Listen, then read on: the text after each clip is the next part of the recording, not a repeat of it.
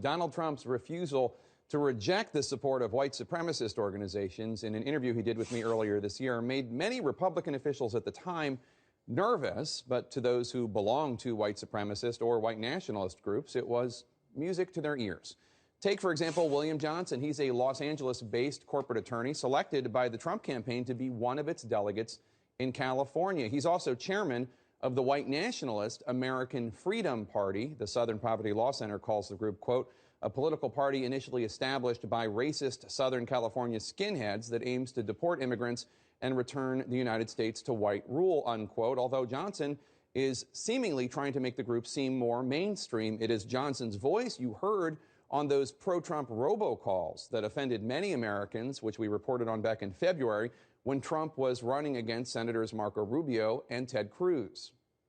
The white race is dying out in America and Europe because we are afraid to be called racist. Donald Trump is not a racist, but Donald Trump is not afraid. Don't vote for a Cuban, vote for Donald Trump. A spokeswoman for the Trump campaign, Hope Hicks, told the Washington Post that a database error led to Johnson's inclusion as a potential delegate after he had already been rejected by the campaign. Joining me now is William Johnson. Mr. Johnson, thanks so much for being here. Appreciate it. Oh, you're welcome. I'm happy to be here. So I'm not here to debate your ideology, with which, for the record, I could not disagree more strongly. I am interested, however, in what happened in the last day. My understanding is that once some reporters noticed that you were a delegate and asked the Trump campaign about you, the Trump campaign tried to get you removed as a delegate, but it was too late. Is that correct? Well, I think that I was approved as a delegate. I submitted my application and I was approved.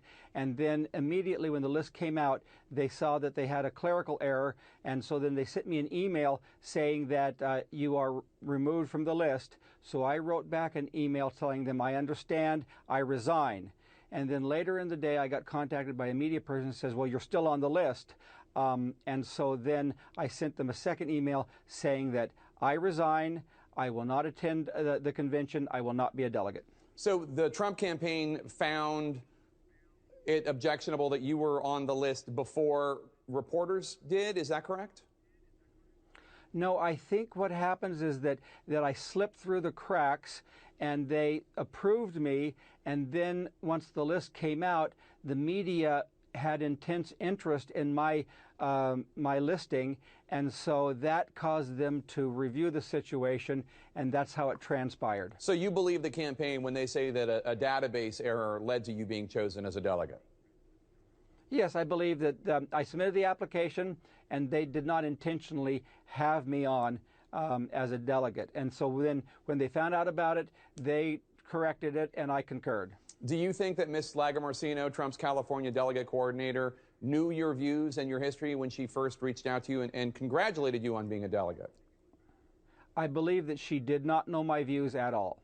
You told Mother Jones, which broke the story, the following, quote, for many, many years when I would say these things, other white people would call me names. Oh, you're a hate monger, you're a Nazi, you're like Hitler. Now they come in and say, oh, you're like Donald Trump. What do you mean by that? Well, right now in today's society, they're passing around the word racist more and more, and everybody is being called a racist nowadays. And so that term and all of these invectives are having less meaning. What I mean by that is that we are now able to more openly discuss issues regarding race because everybody is being called such invectives nowadays that it doesn't mean much anymore. Do you believe that the white race or the European white race is the superior race? Is that your view? I believe that Western civilization is declining and dying out in every country around the world that has traditionally been white. Europe is being replaced by immigrants from Africa. America is the same things happening here. And so I believe that we need to be aware of this precipitous decline in the white race. And I think it's good for people to be proud of your heritage, whatever heritage that might be, but particularly for white people, because the whites now are so afraid to be proud of their heritage because they're called bad names if they are. What is it about Mr. Trump that you like? Mr. Trump is the real deal. He does not govern, he will not govern by public opinion poll. He says what's on his mind. This is kind of like what Ron Paul did. This is what Bernie Sanders is doing, and that's a refreshing change from the politicians that we've had for many decades.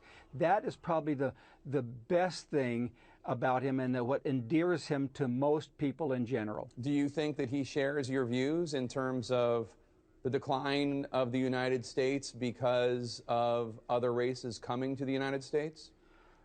Well, now, I have not said that America has declined for that reason. You I'm saying it. that we are being dispossessed, but I have not attributed it to the other races, and you're saying things that I have not said. But I do believe that when you replace one people with another, that is not a good thing, whether it takes place in Mongolia or in Sweden. I think that Donald Trump has to be a president for all peoples. That's what all the presidents must do.